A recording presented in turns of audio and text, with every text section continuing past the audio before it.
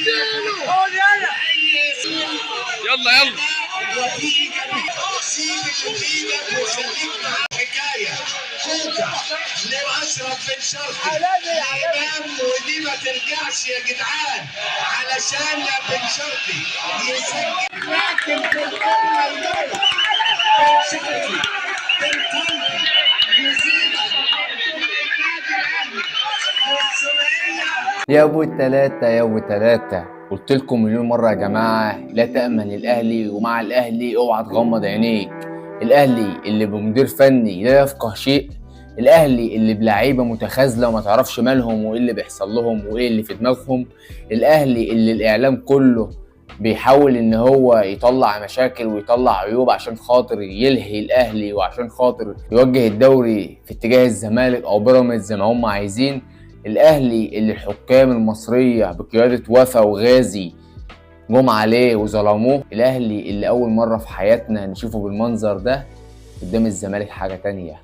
احنا نخسر من طوب الارض، ممكن نخسر بطولات ونخسر ماتشات وما نعملش اي حاجه خالص، بس قدام الزمالك لازم نديكوا الدرس. اوعوا تنسوا ازاي جمهورنا ازاي رايح جاي. الاهلي كمل انت المقوله بقى، النادي الاهلي يمرض ولا يموت.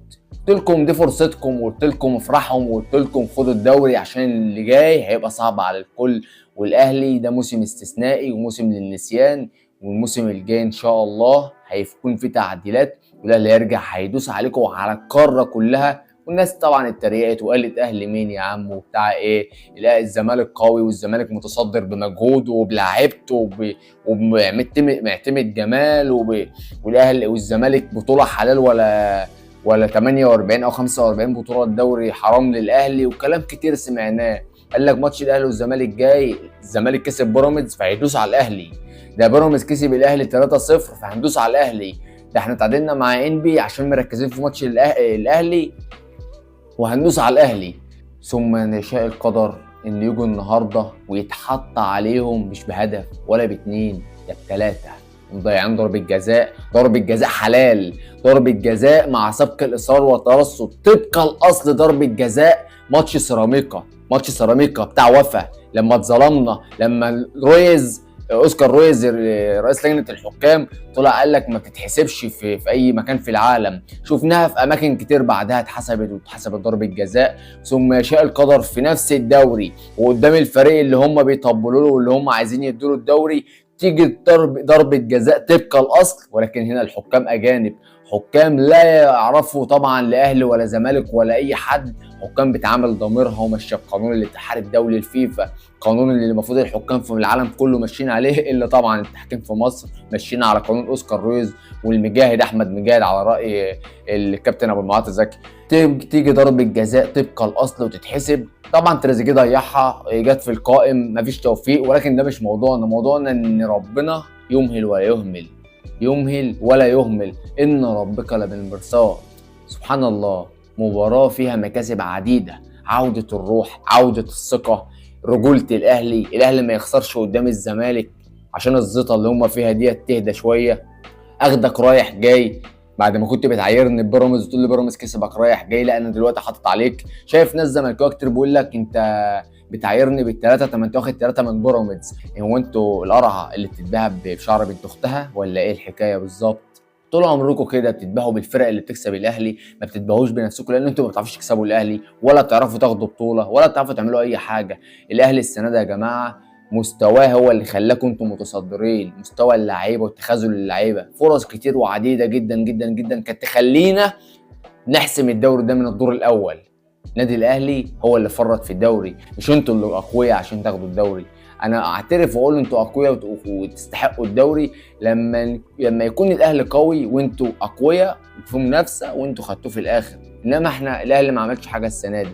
انا عن نفسي ما كنتش متوقع ان الاهلي يكسب الزمالك، وكنت شايف ان اللعيبه بعد ماتش بيراميدز لا امل فيهم، ولكن اللعيبه النهارده كانت رجاله، رغم ان مفيش مدير فني واقف بره ولا في اي خطه ولا في اي جمله ولا في اي حاجه، ولكن النادي الاهلي بمن حضر. على راي الكابتن ابراهيم الدمراوي، شفت له كومنت كده قال لك النادي الاهلي اي 11 واحد هيلبسوا التيشيرت الاحمر هينزلوا يكسروا الدنيا، وده اللي حصل. انا كنت بتفرج في احدى الاماكن، كان في ناس زملكاويه من بدايه المباراه موجودين. مع اول هدف للنادي الاهلي ببص يمين وشمال ما لقيتش حد. رحتوا فين؟ ايه؟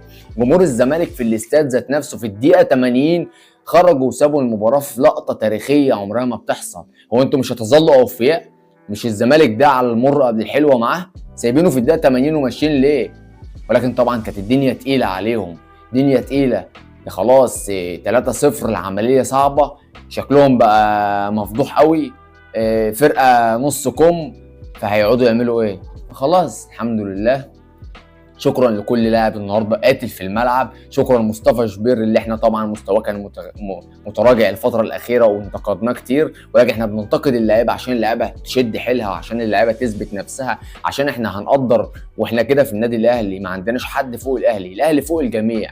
اللاعب اللي هيتالق هياخد اشاده وهياخد تلميع وهيتبروز وهنشيد بيه وهنديله حقه تالت ومتلت. اللاعب اللي هيتخاذل لو هو مين هيتحط عليه وهننتقده، واللي مش عايز يقعد في النادي يغور. مفيش حاجه اسمها انا هلوي دراع الاهلي، الاهلي عمره ما يتلوي دراعه، الاهلي هو اللي يلوي دراع اي حد، الاهلي هو اللي بيعمل اللعيبه، هو اللي بيعمل المدربين، الاهلي هو دايما صانع البهجه، صانع القرار، صانع كل حاجه في القاره دي، القاره الافريقيه، القاره السمراء، نادي القرن في القاره يا جماعه. اي حاجه جديده بتكون عن طريق النادي الاهلي، اي حاجه بتتعمل لاول مره بتكون عن طريق النادي الاهلي. فالنادي الاهلي يمرض ولا يموت. فاضل ماتشين في الدوري، انا بقول لكم الدوري لسه في الملعب. ناس كتير زملكاوي بيقول لك انت فرحان ان انت كسبتني، خلاص اكسبني كل سنه وهناخد الدوري. ومين قال لك ان انت تاخد الدوري اصلا؟ فاضل ماتشين، اراهنك ان انت مش تكسبهم، اراهنك وراهن اي حد ان الزمالك مش هيكسب الماتشين. الدور عند الاهلي، الاهلي يكسب الماتشين بتوعه. محتاج، المشكله عندي مش في الزمالك، الزمالك كده كده هيقع وبيقع ومش فارقه يعني، انما الفكره عند البيراميدز فاضل له ماتشين، انا محتاجه يكسب ماتش ويتعادل ماتش، ودي صعبه اعتقد، ولكن مفيش حاجه في كره القدم صعبه. احنا نعمل اللي علينا، احنا اللي وصلنا نفسنا لكده، خدنا الدوري ما خدناش الدوري، نلعب الماتشين يا رجاله، نلعبهم برجوله زي ماتش الزمالك، نختم الموسم ده بالحلو والمر اللي فيه، وندخل الموسم الجديد بتعديلات بقى ومدير فني جديد وتدعيمات وشده حلوه ومدير كرة اسد، والدنيا تظبط كده ونرجع ندوس على القاره تاني. مش فارقه خلاص، هو كده كده احنا احتسبنا الموسم ده صفري، احتسبناه كده خلاص موسم للنسيان، فخدنا الدوري خير وبركه، ما خدناش خلاص. ويا ابو 3 يا ابو 3 تعيشوا وتاخدوا غيرها، رايح جاي اكسبك رايح جاي. هو ده الاهلي وهي دي طبيعه الاهلي. اي مباراه قمه. فين الاسطوره ناصر منسي؟ ازاي يا جماعه يطلع اول تغيير؟ ده الاسطوره الهداف بتاع الفرقه. طبعا هي كانت بتمشي الله كده مع اي فرقه في وسط فرق الوسط الجدول، انما قدام الاهلي الوضع غير. فين خوان بزيرة يا جماعه الدور الاول والدور الثاني؟ صح، في جيب احمد كوكا، احمد نبيل كوكا، طلعوه منه رغم الغيابات ورغم غياب محمد هاني ورغم غياب ناس كتير، ولكن الحمد لله النادي الاهلي بمن حضر زي ما قلت لكم. النادي الاهلي يمرض ولا يموت، تعيشوا وتاخدوا غيرها وبالشفا، وان شاء الله سيظل الاهلي عقدتكم الابديه اللي عمركم في حياتكم هتقدروا تتخطوها. طير يا حماه.